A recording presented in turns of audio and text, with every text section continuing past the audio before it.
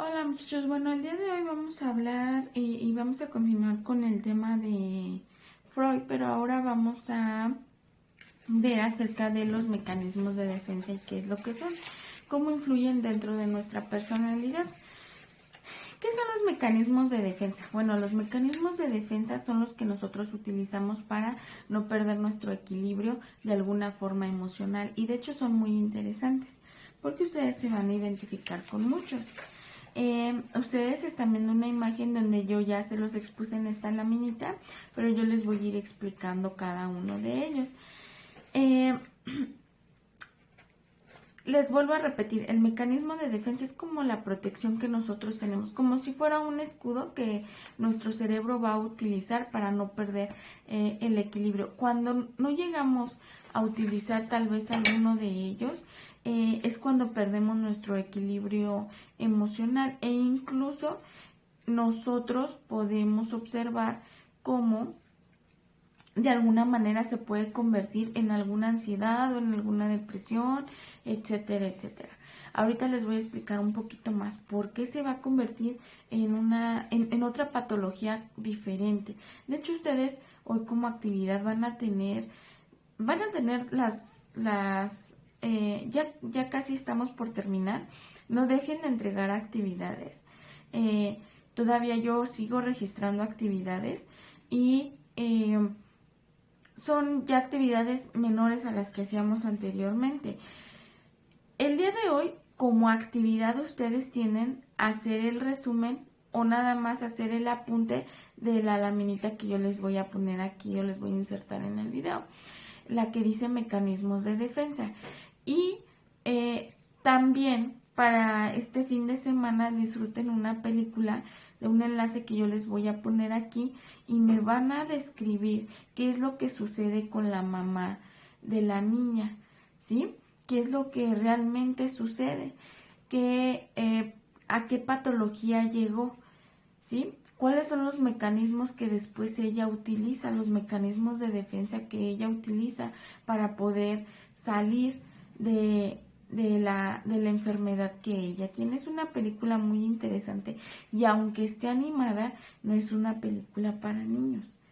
Entonces hay que tener de repente cuidado con los hermanitos, principalmente los más pequeñitos, 4, 5, 6 años. Ellos lo pueden ver desde diferente punto de vista, pero ustedes el día de hoy lo van a ver de una manera completamente diferente. Entonces disfruten la película, entiendan lo que yo les estoy tratando de decir con la teoría de Freud y yo les voy a explicar entonces pues rápidamente qué son los mecanismos de defensa. Freud desarrolla algunos, hay muchos más que después desarrolla su hija, pero bueno, los principales en los cuales él se basó, pues son los siguientes. Primero tenemos la represión. La represión es cuando nosotros guardamos ciertos sentimientos, ¿sí? Cuando, por ejemplo, nos gusta algún compañero o alguna niña y nosotros nos guardamos ese sentimiento, bueno, esa es una represión.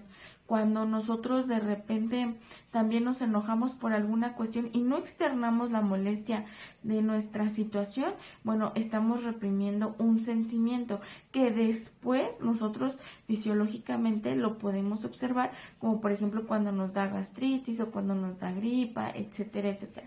Era lo que se refería Freud también, o sea, ese sentimiento que tú estás guardando, después lo vas a reflejar en otra cuestión o en alguna enfermedad.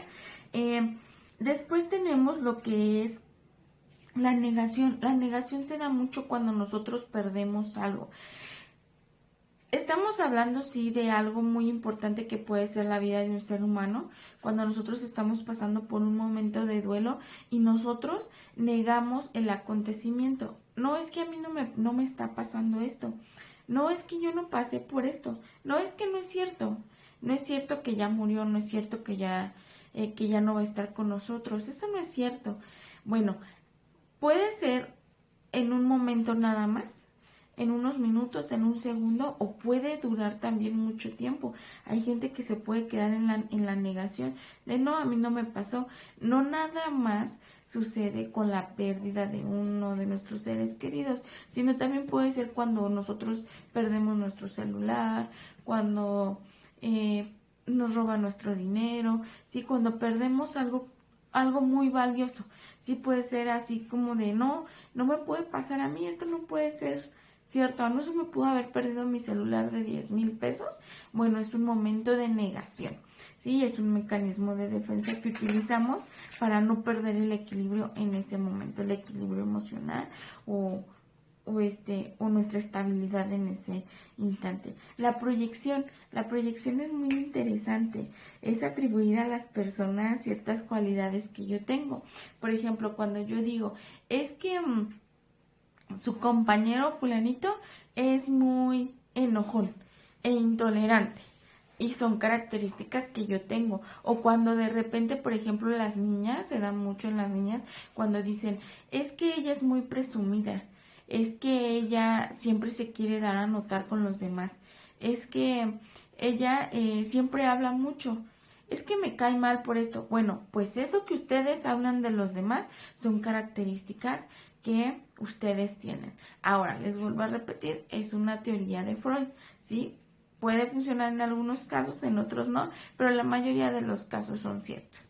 Entonces, tenemos otro mecanismo que se llama identificación, que es adaptar las características de alguien a la que a las cualidades ideales. ¿Qué quiere decir esto? Por ejemplo, cuando es muy curioso cuando, por ejemplo, yo les menciono, es que su compañero es muy puntual en sus trabajos, es muy dedicado, es muy tolerante con los demás, y de repente nos sale quien diga, yo también soy muy tolerante con mis hermanitos porque todos debemos de ser así, ¿no? Y en su casa golpea a los hermanitos. Bueno, ese es un ejemplo de identificación, ¿sí? O cuando de repente, y esto lo tienen mucho los niños, si no, obsérvenlos, cuando de repente cuando de repente hay niños que dicen, mi papá me compró un pastel porque fue mi cumpleaños, y de repente otro niño dice, a mí también me compraron un pastel el día de mi cumpleaños. ¿Sí me explico? Esa es la identificación, querer compartir las mismas características que otra persona. La regresión, esta es muy común también, cuando tienen actitudes infantiles, ¿sí? Cuando de repente, bueno, la maestra les dice, tu trabajo está mal y está mal por estos puntos, esto y el otro, y de repente ustedes botan el trabajo y dicen, es que yo lo hice bien, y empiezan a hacer berrinche. Bueno, eso es una regresión.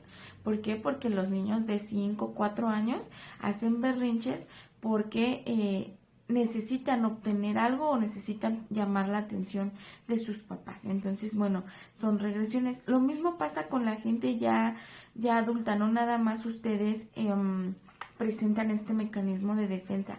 Hay personas que ya son de la tercera edad y bueno, de repente se quieren volver a tener actitudes de adolescente, ¿no? Entonces son regresiones. Después tenemos el desplazamiento, cuando es transferir ciertos sentimientos. ¿Qué quiere decir esto? La maestra los regañó y no les aceptó el trabajo porque lo quieren entregar 40 días después, ¿no? Y de repente se les atraviesa el gato y lo patean.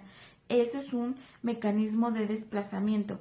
En términos coloquiales es desquitarse con los demás, ¿no? O que la maestra ya los regañó y porque su trabajo está mal y porque se los copiaron a otros, y bueno, de repente se atravesó su mamá y ya le contestaron mal a su mamá o a la abuelita.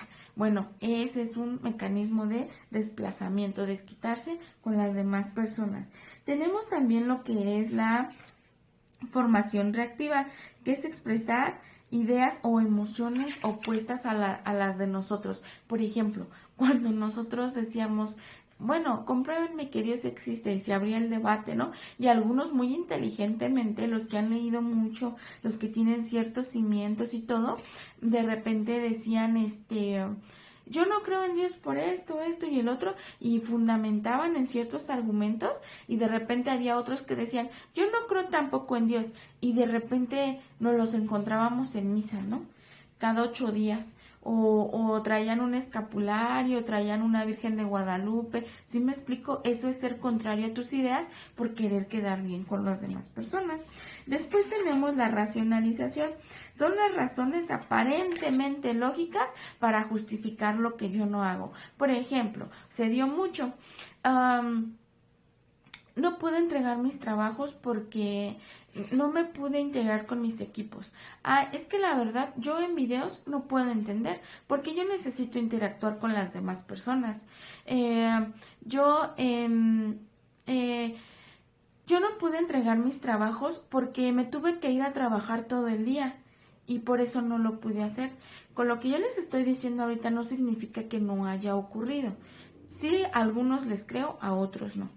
Entonces, pero bueno, eso está de más. Pero esa se llama racionalización, querer justificar los actos que yo no hago.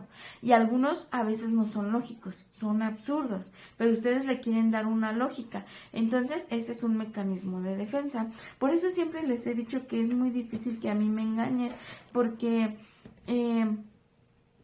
bueno, cuando uno llega a estos temas, pues uno se da cuenta, ¿no? Pero hay uno que se llama sublimación y es muy importante. Y este es con el que yo argumento que todas las excusas que ustedes pusieron para no entregar trabajos, las personas que utilizan el mecanismo de sublimación son personas que utilizan todo lo negativo para hacer lo positivo. Es el único mecanismo de defensa que es positivo. ¿Por qué? Porque son cuestiones aceptadas. Todas las personas que pasan por algún sufrimiento, por algún dolor que estén pasando y ellos dicen, no, yo le tengo que echar ganas por esto, están utilizando el mecanismo de sublimación. No tengo internet en mi casa, pero voy a ver cómo le hago para poder subir las tareas o le voy a mandar un mensaje a la maestra para explicarle mi situación, pero que ella vea que yo soy constante con mis trabajos. Ese es un mecanismo de sublimación. ¿Por qué? Porque yo utilizo todo lo malo que me está pasando para que yo pueda obtener, para que yo pueda hacer cosas buenas y positivas a mi vida. Esto se da mucho en la pintura, en la escritura, ¿sí? Si ustedes se ponen a analizar a todos los filósofos que nosotros vimos, muchos de ellos pasaron por situaciones muy difíciles y eso no fue un obstáculo para que ellos salieran adelante, para que ellos fueran los grandes filósofos que ahora son. Ahí tenemos el ejemplo de Blaise Pascal, huérfano desde muy pequeño, desde los 3, 4 años, y él, en vez de tumbarse o de tirarse a la depresión porque le hacía falta una madre, él inventa la pascalina y es el primer ordenador y es el origen de lo que hoy tenemos como una computadora.